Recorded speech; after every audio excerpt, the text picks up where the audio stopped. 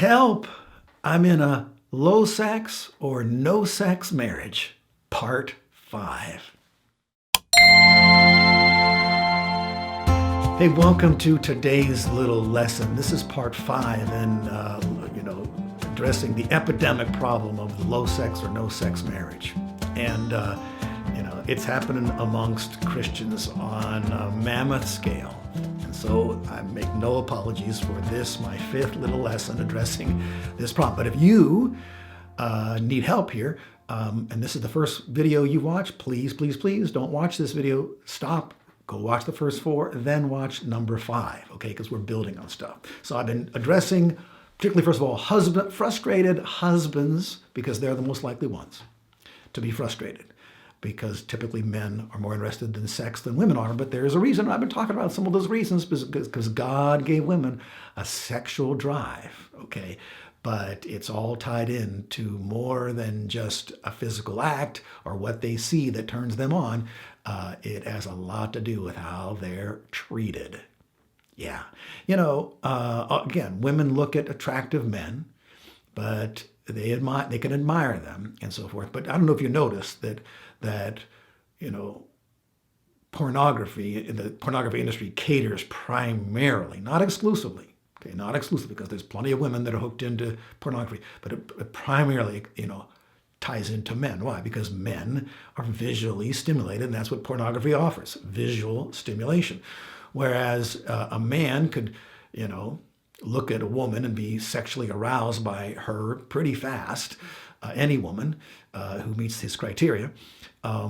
Women are a little bit slower than that, and they're much more likely to only be attracted to men that they can admire more than just their bodies or their appearance and so forth.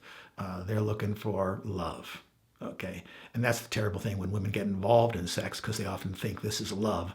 Out of wedlock, thinking, well, this is love. And then they discover it's not love at all. It was just lust. And they got used like a prostitute. I tell you, listen, single ladies, any guy that's asking you to sleep with him, run. And you might want to slap him on the way out and say, no, sir. You're not going to use me, buddy.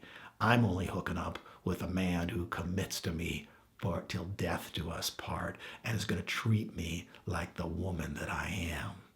And I'm not a prostitute. I'm not a hooker. I'm not someone who just sleeps around with anybody. All right, so I'm kind of getting off the subject. Now, let's once again address men.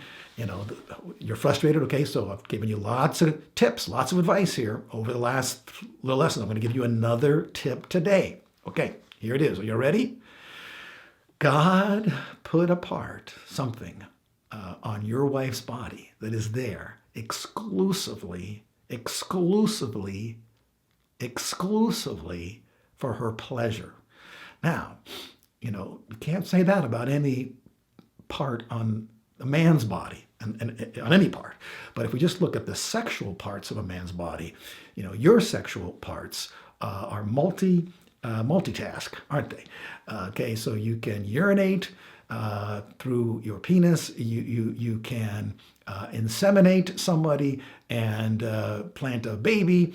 But there's a third purpose. You can get some pleasure from all the nerves that God has put into that general region of your body. Okay, well, so we're talking now about a part on your wife's body that is there that is not multi-purposed. It's got one purpose, and that is purely pleasure. And if you don't know what part I'm talking about, it's a good thing you're watching this video. Oh my goodness, is it ever a good thing, okay? Clitoris, that's the name. And it's not just a little tiny, bulb there. If you can see the cutaway version of a female body, it's a rather large organ that wraps around underneath her legs there and so forth, and it doesn't have any other purpose than pleasure.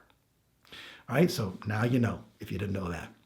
Now you know. So I guess you have a responsibility. If you want to get your wife more interested in sex, well, you got to figure out how to make it more pleasurable for him. And now you can begin to think about, oh, there's something there that God has helped her with and that God's going to help me with. Now, you think that she'll get that pleasure through intercourse. Well, okay, you're right. You're absolutely right. But here's a little factoid. I don't believe I'm talking about this stuff, but we might as well just dive in all the way, okay? 75% of women cannot experience orgasm vaginally. Okay, do you hear me what I said? Okay, so by your penetration of her vagina and your movement and so forth, 75% of women cannot reach a climax.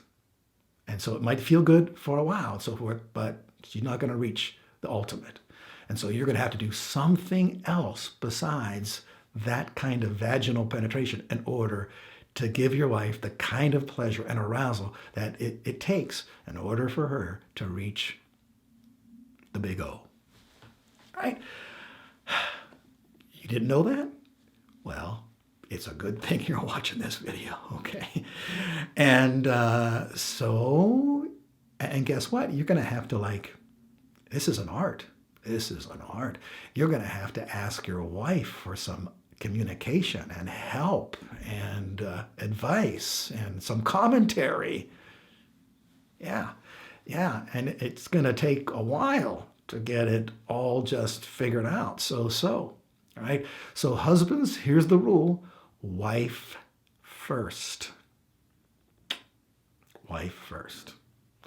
And I feel so sorry for those poor women who have these Neanderthal husbands who make love for 4 minutes and then that's it. Well, that wasn't making love. That was abuse.